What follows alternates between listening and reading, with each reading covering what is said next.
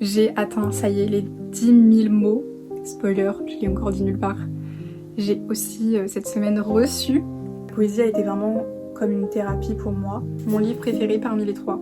Je suis juste tellement reconnaissante pour cette vie et tout ce que l'écriture et tout ce que les livres m'ont apporté dans ma vie. Je suis passionnée de champignons, ça n'a aucun sens. Mon âme, elle s'est sentie vraiment à sa place là-bas. J'ai fini Powerless. Moi, je suis une amoureuse de l'amour et ça me saoule quand je dois attendre 500 pages ou que je dois attendre 3 saisons avant que les personnages se disent qu'ils s'aiment. Ça va être mon petit moment spiritualité, développement personnel. J'ai envie de parler de la loi de l'attraction. Je fais de mon mieux et c'est déjà très très bien.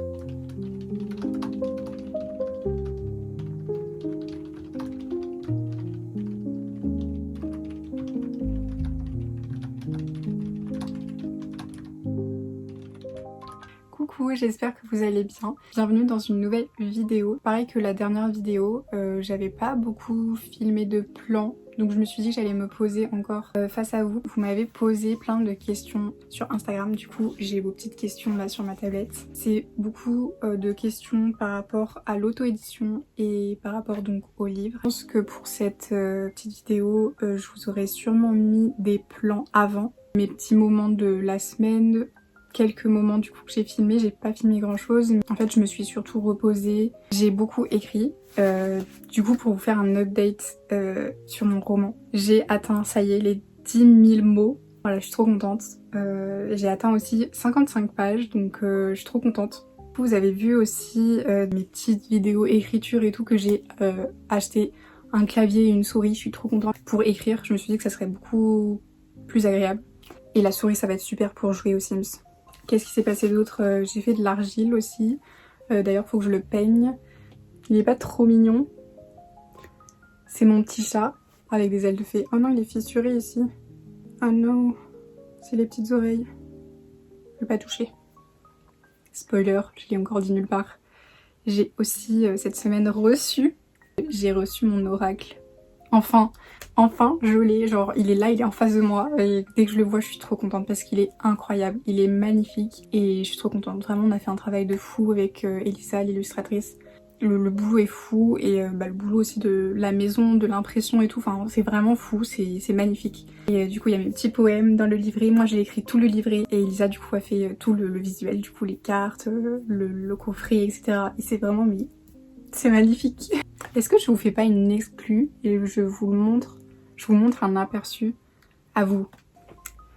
Peut-être que Instagram aura finalement vu avant vous, donc dans tous les cas je vais vous le montrer. 3, 2, 1. Oh, il est vraiment incroyable. Il a, hop là. Non, il est trop beau. Et du coup quand on ouvre, je vous fais la petite démonstration, on ouvre. Tadam! Là il y a le petit livret du coup. Et là après il y a les cartes. Je vous montre pas tout. Mais il y aura beaucoup de contenu sur Instagram de toute façon à partir de maintenant, vu que je l'ai reçu, je vais enfin pouvoir faire du contenu. Et donc voilà, pour vous montrer, c'est le petit livret et à l'intérieur, il y a mes petits poèmes. Trop beau. Et du coup, il est déjà en précommande et il sort officiellement le 28 août. J'ai trop hâte. Bon, je vous reprends avec une lumière différente, un plan différent. Je suis désolée, en fait, j'étais en train de faire le montage de tout ce que j'ai filmé. Genre cet après-midi, j'ai mis un temps fou à filmer pour répondre à vos questions. Et en fait, je ne me supporte pas. J'ai décidé en fait de recommencer un de mes problèmes quand je parle. Je sais pas, c'est que ça doit me faire stresser, angoisser, je sais pas. Pourtant, je suis toute seule devant une caméra là, mais c'est que en fait, je ne respire pas quand je parle et que du coup je perds mon souffle. Et du coup je trouve que là dans tout ce que j'ai filmé, en fait je respire jamais et du coup je suis à bout de souffle et du coup ça se ressent à ma tête que genre je suis en train de subir genre le moment. Je vais répondre à vos petites questions que vous m'avez posées sur Instagram. Alors déjà on m'avait posé la question pourquoi tu as commencé la poésie. Donc j'ai commencé la poésie en 2018 je crois, ou 2017 quand j'ai commencé l'écriture du coup de mon premier recueil Tu es un soleil. J'écrivais depuis l'enfance, depuis surtout le collège, j'écrivais des textes et j'ai commencé surtout à écrire de la poésie contemporaine ouais, en 2017-2018. C'est vraiment un moyen d'extérioriser ce que je ressentais, d'extérioriser mes émotions. Ça n'allait pas très bien. La poésie a été vraiment comme une thérapie pour moi et m'a énormément aidée à guérir plein de trucs, m'a aidée à traverser une rupture d'une relation toxique que j'avais vécue. Pourquoi j'ai commencé la poésie vraiment par besoin de faire sortir tout ce que j'avais à sortir, parce que j'ai toujours été quelqu'un qui garde tout en elle, qui ne parle pas beaucoup, qui grandit un peu toute seule dans le silence sans trop rien dire, et sauf qu'au bout d'un moment ça explose évidemment. Donc la poésie, elle m'a aidée à guérir en fait sur plein de choses. Voilà, j'ai commencé la poésie pour ça, surtout pour guérir, pour faire sortir plein de douleurs et voilà. Et puis par passion aussi parce que j'adore écrire et ça a toujours été quelque chose qui me fait du bien et qui me fait être dans une petite bulle aussi, au collège ou même plus tard. Et même encore aujourd'hui, la poésie vraiment me met dans une bulle et m'apaise beaucoup. Donc voilà pourquoi j'ai commencé à écrire de la poésie. Mon livre préféré sur mes 3 recueils. Mon livre préféré parmi les 3. On me pose souvent cette question et je la trouve super dure cette question en vrai, parce que c'est dur de devoir choisir mon premier. Je pense que ça restera mon premier livre parce que c'est le premier tout simplement. Il m'a fait sortir de l'ombre, il m'a fait oser, il m'a fait guérir plein de choses aussi.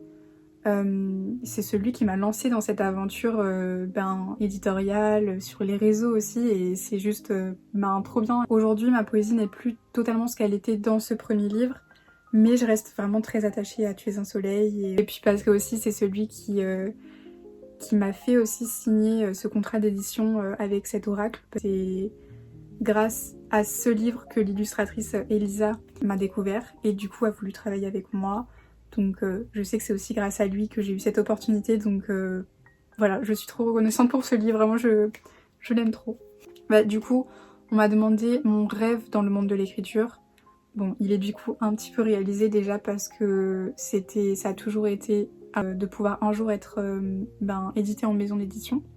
Donc ça, je suis trop reconnaissante et je trouve ça fou de dire que ce rêve, il est réalisé. 4 ans après l'auto-édition de mon premier livre, j'ai mon premier projet en maison d'édition qui sort en août. Et donc après ça, après ce premier rêve réalisé, pour la suite, ça serait que ça s'arrête pas. Je crois que là, mon rêve dans le monde de l'écriture, ce serait vraiment que ça s'arrête pas. Que je continue de faire de nouveaux livres, que mes livres continuent de plaire. Voilà, je veux juste pas que ça s'arrête en fait. Je me sens émue d'un coup, mais en fait, je suis juste tellement reconnaissante pour cette vie et pour tout ce que l'écriture et tout ce que les livres m'ont apporté dans ma vie. Vraiment, je suis super émue là, j'ai les larmes qui montent. Mais en fait, je suis juste super fière de ce chemin et que ça m'a beaucoup apporté en moi-même. Et j'ai fait plein de rencontres aussi, des amis et tout. Je suis trop émue. plein de rencontres. Vous voyez, j'ai bien fait de recommencer parce que j'ai pas pleuré le premier coup. J'étais tellement à bout de souffle. Je veux pas que ça s'arrête. C'est tout. Je veux pas que ça s'arrête. Parce que j'aime trop cette vie et même si ma vie elle est hyper instable financièrement et que je gagne pas ma vie pour déménager pour l'instant et que du coup je suis chez ma mère et que c'est pas l'idéal, je profite quand même et j'ai pas envie que ça s'arrête. Ça serait ça le rêve, et puis le rêve ça serait de pouvoir en vivre, qui me permettrait de partir, déménager, vivre seule et tout. Après je sais que c'est compliqué de vivre uniquement de l'écriture, c'est pour ça que j'essaye de lancer d'autres choses à côté, de la création de contenu, une boutique en ligne, etc. Mais voilà, le rêve, l'objectif, ça serait d'en vivre. Mais je manifeste, vraiment, sachez que je manifeste pour que ça continue, que j'ai encore d'autres projets qui sortent, que mon roman soit édité, que mes peut-être prochains recueils de poésie aussi, que je fasse d'autres projets en maison, enfin voilà. On m'a demandé, alors il y a plusieurs questions que je vais peut-être regrouper. Est-ce que c'est compliqué de se lancer en auto-édition? Quel a été ton parcours pour l'édition? Qu'est-ce qui a été le plus dur dans la création de tes livres? Je vais vous faire un petit peu un topo sur l'auto-édition, l'édition. Si vous le savez pas déjà, donc je suis en auto-édition via la plateforme BOD, Books on Demand. Et en vrai c'est plutôt simple sur cette plateforme, on comprend plutôt bien comment il faut faire. Il y a juste des documents à mettre et des choses à remplir. Ce que je pense est le plus difficile, c'est tout le côté administratif, déclaration, URSSAF, parce qu'il faut se déclarer vu que vous faites des ventes. Donc à partir du moment où vous vendez des choses, il faut les déclarer. Donc ça c'est franchement le point noir je trouve, moi que je déteste. Ce qui est compliqué aussi avec l'auto-édition, c'est le fait qu'on est tout seul, on est livré à nous-mêmes, on a donc beaucoup de choses à gérer tout seul. Et si vous entendez un son en fond, c'est mon chat qui ronfle. Je sais pas si on l'entend, mais il y a mon chat qui ronfle. Le poème qui a été le plus dur à écrire, en fait ça va être tous les poèmes sur les traumatismes, la violence, tout ça c'est assez dur à écrire et en fait c'est surtout dur à publier. Et du coup ça me fait penser à une question comment tu gères le fait que des gens de ta famille puissent lire tes livres? Bah c'est vrai que c'est le plus difficile peut-être quand on publie, c'est qu'on se met à nu réellement, on montre une part de nous vulnérable, on montre des traumatismes, ça peut être difficile et c'est surtout difficile de faire lire à de la famille qui est directement concernée par ça. Je me suis pas trop posé la question, j'avais juste envie de faire ça et de réaliser ce rêve et du coup je l'ai fait. Quand mes parents ils ont lu le livre, j'étais un peu genre... Vous allez voir, c'est un petit peu difficile à lire mais ça va aller. En fait le point positif de tout ça c'est que ça ouvre des discussions avec... pour moi en tout cas ça a ouvert la communication sur ces sujets, on a pu en reparler, voilà, ils peuvent aussi se rendre compte de choses, de ressentis que j'avais et tout, bref. Au final c'est une bonne chose, ça fait peur et ça fait mal, mais au final c'était pour une bonne chose, donc parfois faut passer par là, même si ça fait mal. J'avais pas envie de m'arrêter à la peur que ma famille lise ou la peur du regard des autres, même si c'est quelque chose de compliqué, c'est plus facile à dire qu'à faire. Mais en fait, dites-vous que si vous avez peur de vous lancer à cause du regard des autres, dites-vous vraiment qu'on a tous nos trucs à gérer, on a tous nos problèmes, on a tous aussi nos projets, nos objectifs, et on est tous, je pense, occupés à gérer nos propres trucs plutôt que de regarder ce que fait un tel. Dommage de s'empêcher de faire quelque chose par peur du regard de l'autre, alors que l'autre en face, il est trop occupé à gérer ses propres trucs. Même si je sais qu'il y a des haters et des gens qui passent leur vie à critiquer les autres, et ça, je trouve ça vraiment dommage. Alors, on m'a demandé, est-ce que tu préfères l'auto-édition ou maison d'édition? Grande question. En vrai, il y a des avantages et des inconvénients dans les deux. Et moi, je reste attachée à l'auto-édition et je trouve que c'est hyper cool. Et je sais que c'est grâce à l'auto-édition justement que j'ai pu avoir un contrat d'édition. C'est grâce à ça qu'on m'a découvert. Je renie pas l'auto-édition, je continue de trouver que c'est un moyen super. Il y a une mouche qui vole, pas forcément par dépit qu'on fait de l'auto-édition. C'est aussi un choix de vouloir faire tout soi-même. Mais c'est vrai que maintenant que j'ai l'expérience en maison, même si mon expérience n'est pas encore finie, vu que ça ne fait que commencer en soi, l'oracle n'est pas encore sorti, Mais pour l'instant, c'est vrai que j'aime beaucoup. Ce que j'aime beaucoup dans la maison d'édition, c'est qu'on est vraiment... Elle m'énerve cette mouche. Je pense qu'on l'entend en plus. Vraiment accompagné par des professionnels et accompagné par des personnes qui s'y connaissent et d'avoir un regard extérieur. Et vraiment, je trouve ça trop bien. Et ça m'a beaucoup aidé dans mon évolution aussi. Je continue d'aimer l'auto-édition, mais maintenant, évidemment, je pense préférer la maison d'édition pour ces raisons-là du coup. Mes autres passions dans la vie, vous le savez, je suis passionnée d'écriture, de lecture, mais j'aime aussi beaucoup le voyage. En fait, moi, j'aime vraiment tout avec passion. Donc, je sais pas, je vais dire que je suis passionnée du chai latte, je suis passionnée de Ghibli, je suis passionnée de champignons. Enfin, ça n'a aucun sens. Les passions principales, ça va être l'écriture, la lecture, le voyage, l'art en général, en fait. J'aime beaucoup aussi la spiritualité, l'ésotérisme. Profitez de cette petite question pour introduire l'autre question. Le pays que tu as adoré visiter et le pays que tu as le moins aimé. Si vous me suivez sur Instagram, vous vous en doutez. Le pays que j'ai préféré, c'est l'Écosse. Vraiment, ça fait déjà 2 ans que je suis partie. Le voyage a changé quelque chose en moi. Je sais pas, mon âme, elle s'est sentie vraiment à sa place là-bas. Pour expliquer, j'ai ressenti des choses un peu indescriptibles et c'était fou. Je ressentais tellement d'apaisement et c'était fou. C'était vraiment incroyable. L'Écosse, ça reste un pays et un voyage vraiment hyper spécial à mon cœur. Et ce que j'ai le moins aimé, je vais en surprendre plus d'un je pense, c'est quand j'ai été à Amsterdam. Ça fait longtemps que je rêve de faire Amsterdam. Je pense que je l'ai pas fait de la bonne manière et c'était juste en fait l'expérience qui... Et j'allais pas très bien et enfin ça se passait pas très bien. Pas la meilleure période pour y aller je pense aussi. C'était au Nouvel An, les rues étaient très sales. Mais j'aimerais y retourner. Moi de base je veux vraiment y aller au printemps. C'était un voyage surprise etc. Mais en fait... je sais pas, l'ambiance était un peu spéciale, enfin je me sentais seule alors que j'étais accompagnée et du coup ça a fait que j'ai un avis mitigé sur Amsterdam, même si ça a vraiment tellement de charme et c'est trop mignon et j'ai trop envie d'y retourner donc je prendrai ma revanche sur Amsterdam. Je crois que j'ai 2 dernières questions. Comment tu gères ton temps de travail en tant qu'auto-entrepreneuse? Je fais selon ce que j'ai envie de faire en fait, parce que j'ai pas vraiment d'impératif. Je suis entre l'écriture, la création de contenu, je gère aussi la boutique en ligne, réfléchir à de nouvelles collections et tout, donc j'ai plusieurs tâches différentes et je fais en fait un peu selon mes envies du moment et selon ce qui est le plus pressé. Voilà, je fais en fonction de ce que j'ai envie de faire sur le moment, mais je gère les différentes tâches que j'ai à faire. Je gère vraiment mes horaires comme je veux. Et on m'a demandé du coup aussi, est-ce que tu as une routine d'écriture? Et ça pareil, je fais un peu selon mes envies, selon mon inspiration. Il y a des jours et des semaines où j'écris rien du tout. Parfois, je vais écrire tous les jours, surtout le matin en général, ou le soir, ça dépend. Et après, pour écrire, j'aime bien me mettre un peu dans une petite bulle, cocooning, de mettre un peu de musique, ou pas du tout de musique d'ailleurs, ça dépend. Et toujours des musiques dans l'ambiance du livre. Donc là notamment c'est un peu cottagecore, Ghibli, etc. Donc ouais, je me mets dans une petite ambiance réconfortante, avec une petite boisson chaude, voilà.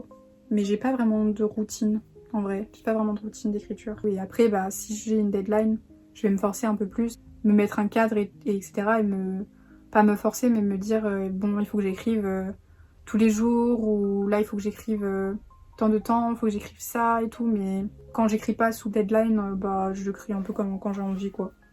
En faisant le montage de la vidéo, je me suis souvenue que j'ai totalement oublié de vous parler d'un truc qui est arrivé aussi du coup là dans ma dernière semaine. J'ai fini Powerless. Parce que je vous en parle quand même depuis ma première vidéo, donc fallait bien que je vous le dise que je l'ai fini quand même. Je l'ai même pas dit sur Insta encore que je l'ai fini. Ce que j'ai oublié de dire, c'est que j'ai fait en fait quelques jours de pause sur les réseaux pour du coup me reconcentrer un peu dans ma lecture, mon écriture, pour me vider un peu la tête parce que je me sentais un peu brouillée. Les réseaux sociaux parfois vraiment je sais pas, ça me brouille la tête et j'arrive plus à réfléchir et là je voulais juste essayer de me reconnecter à moi, prendre soin de ma santé aussi parce que ça n'allait pas trop. J'en ai profité du coup pour finir cette beauté et c'était trop bien. La suite sort en octobre je crois. Donc là vous me dites que faut que j'attende octobre pour avoir la suite parce qu'on nous a laissé avec une dinguerie. Je veux connaître la suite, je veux savoir ce qui se passe. J'ai tellement envie de vous en parler mais je peux pas dire ce qui se passe mais c'est hyper frustrant. Le fait que quand tu finis un livre et que personne autour de toi ne l'a lu, tu peux pas en parler. Enfin, peut-être que si je pourrais, genre, je sais pas, dans ma story ou sur mon canal ou quoi, dire qui c'est qui a lu Powerless pour qu'on en parle ensemble, parce que j'ai envie d'en parler, mais je peux pas, parce que sinon je spoil. Du coup, c'est trop chiant, mais il était trop bien. Genre vraiment, j'ai adoré la relation entre les personnages, tout, genre l'histoire et tout, mais je m'y attendais pas à ce que ça finisse comme ça. Genre, je m'y attendais vraiment pas. J'ai pleuré. Je pleure rarement en lisant des romans. Vraiment. Je suis pas déçue, mais peut-être un chouïa quand même au niveau de la romance. Mais de toute façon, je suis souvent sur ma faim avec les romances. Parce qu'en fait, en romantaisie, c'est jamais vraiment central la romance dans une romantaisie. Enfin, j'ai pas l'impression. En plus, quand c'est des enemies to lovers, en fait, souvent, faut attendre hyper longtemps avant qu'ils passent de enemy to lover. Et du coup, moi, je suis là... C'est comme dans les animés. Les romances dans les animés. Ils mettent 3 saisons avant de se tenir la main. Ça me fait rager, ça me fait exploser, je vous jure. Moi, je suis une amoureuse de l'amour et j'aime trop la romance. Et ça me saoule quand je dois attendre 500 pages ou plus, ou que je dois attendre 3 saisons, j'exagère peut-être, avant de voir un contact physique et avant que les personnages se disent qu'ils s'aiment. Punaise, c'est évident. En fait, c'est évident à chaque fois. Dans tous les trucs, on le sait dès le début parce que c'est dans le résumé. Et non, il faut attendre. Il faut attendre parfois même le second livre pour qu'il y ait vraiment la romance, vous voyez. N'hésitez pas à me conseiller des romances, que ce soit romantaisie ou juste romance. Je lis aussi juste de la romance. Des romances où ça soit vraiment central et où ce n'est pas long. Où ils mettent pas 3 plombes avant de se dire qu'ils s'aiment et avant de... Je sais pas, parce que après c'est les enemies to lovers. Hein. Faudrait juste que je lise autre chose que enemies to lovers, parce que enemies to lovers, ils ont tellement de fierté qu'ils veulent pas s'avouer qu'ils s'aiment, alors qu'on le sait. Mais ils veulent pas se l'avouer. D'ailleurs, j'ai oublié de répondre à ça aussi. Mais en fait, je pense qu'il faudrait que je fasse une vidéo complète sur la lecture et sur ma bibliothèque. Parce que là, déjà, je pense que la vidéo, elle va être trop longue avec toutes les petites questions auxquelles j'ai répondu. Parce que j'ai eu la question, mes 3 livres préférés. Et ça, j'avais totalement oublié avant. Et je m'en suis souvenue, pareil, pendant le montage. Mais je pense que ça peut être pas mal de faire une vidéo entière sur la lecture où je vous parle de mes lectures préférées. Comme ça, on pourrait échanger en commentaire où vous me donnez aussi vos livres préférés. Me donner vos livres préférés, me donner des recommandations de romances parce que là, je suis un peu sur ma faim et je sais pas quoi lire d'ailleurs. J'ai pas recommencé un autre livre depuis. J'ai des lectures pour Animae, mais je suis pas très motivée. Mais j'ai envie d'une romance, mais je sais pas quoi lire. J'avais dit que je lirais Le Château de Hurle, mais je sais pas, là je suis pas motivée. En fait, je suis tellement encore dans Powerless, vous savez, cette sensation de vous êtes tellement encore dans votre lecture coup de cœur que vous avez pas envie de la lâcher et de passer à autre chose. Du coup, je fais une petite pause. Mais c'est comme quand j'avais lu Divine Rivalité. C'était trop bien et j'ai eu trop du mal à passer à autre chose. Mais bon, du coup, je pense que je vais juste vous faire une vidéo entière sur ma bibliothèque, sur mes lectures préférées. Alors, j'ai une dernière question aussi où je voulais finir sur cette question-là. C'est est-ce que tu as un conseil à donner à une poétesse qui veut se lancer et tout? C'est un peu bateau peut-être, mais juste, lancez-vous, osez, ne vous comparez pas trop aux autres parce que ça, je sais qu'on est très nombreux à le faire et moi, la première... je le fais beaucoup moins aujourd'hui, mais il m'arrive encore de le faire, de me dire « Oh, je fais moins bien qu'un tel, machin ».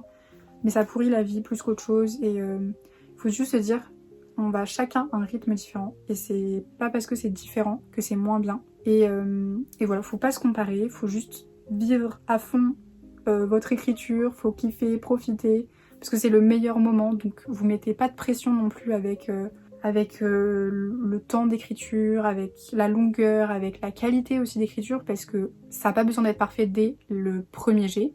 En tout cas pour les romans, il y a souvent une réécriture et tout, et même la poésie en soi, si ça vous plaît pas, il y a de la réécriture, de la correction et tout. Donc ne vous mettez pas trop de pression, juste commencez à écrire avec le cœur, et ça va venir tout seul au fur et à mesure. Ayez confiance en ce que vous faites. Ça va être mon petit moment spiritualité, développement personnel. J'ai envie de parler de la loi de l'attraction là parce que c'est juste tellement important. on a tendance à trop penser négatif, sauf qu'en pensant négatif, on attire le négatif. Penser positif attire le positif. J'ai l'impression vraiment là d'être prof de développement personnel. Selon moi, en vous disant sans cesse « je peux pas le faire, je suis incapable, je suis nulle, je vais pas y arriver », bah logiquement vous allez pas y arriver parce que vous êtes dans une dynamique négative et dans un état d'esprit où vous vous rabaissez et où vous vous sentez incapable.